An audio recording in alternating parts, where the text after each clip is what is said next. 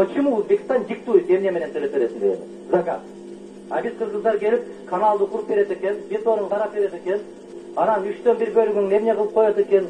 Ай бечаралыктын да чеги барды, садагалар.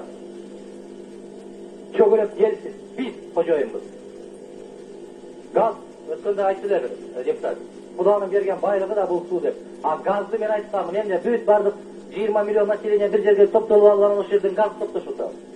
Ал дагы Кудайдын берген жердин байлыгы. Көмүр дагы жердин байлыгы.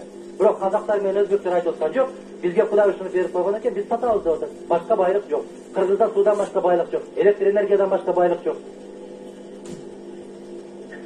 Мен сиздерден суранам, урматтуу депутаттар, акыркы бир арнамызды колго алып туруп, мен айтпайм, муну колдоп так эле алып коюн десели деп. Ушунун жыйынтыгында биз өкмөткө тапшырманы беришибиз керек. Азыр Алымбеков айтты, закон деп баштап келатабыз. Суу жөнүндөгү мыйзамга тез күндүн ичинде эл аралык бүт бардык жанагы тажрыйбаларды колдонуу менен тийиштүү өзгөртүүлөрдү киргизиш керек дагы, наконец-то сууну как товар катарында пускай признают. Это такой же товар, как и газ, как и уголь, как и нефть. Это товар.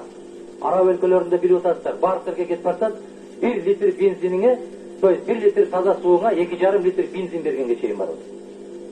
А биз келип алып бүгүн берип койгула айланайында садагалар кабак түшүп калат экен, капа болуп калат экен. Мындай позицияны токтотушубуз керек. Мен сиздерден суранып кетем.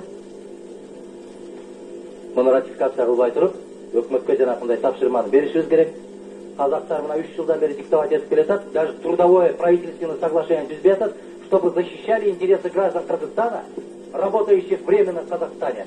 Такими же пользовались правами, как и граждане Казахстана. Но они на это не идут. Ошон үчүн 15 миң деген, 10 миң деген адамдарыбыз ыйлап көздүн жашын көр кылып ушул жерге келип отурат Кыргызстан. Эгер биз ушундай позициядан биз диктовать этип калбаган болсок, анда кыргыздар аскер күчү менен, же башка күч менен, же акча күчү менен, байлык күчү менен диктовать эте албайбыз. Мына диктовать эте турган учур ушул. Эгер ушунда колдонуп жүрүп берген болсок, өз шорубуз өзүбүздүн колубузда. Рахмат.